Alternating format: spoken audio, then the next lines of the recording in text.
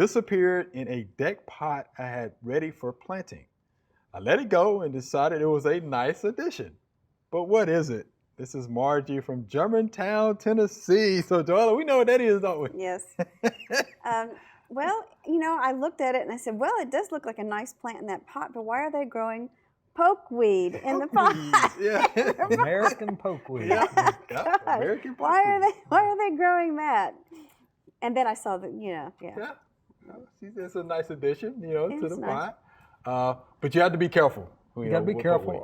The berries are poisonous. Yeah.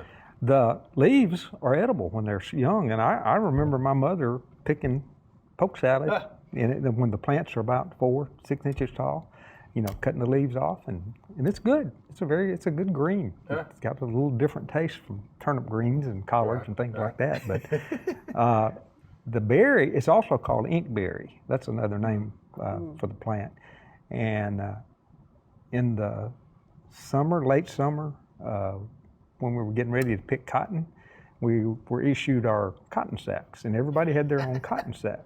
And you would always put your initials in big letters, big block letters, 6-inch letters, on your cotton sack with pokeberries. Ah. And you just, How about of course, that? your fingers would be Stained. stained for a week. But an interesting plant and very, very common. Very common. Very common. Yeah. Yeah. It's a perennial. Gets about what, 10? Yeah, I say about 10 feet tall. Huge. Yeah, it they will get get tall.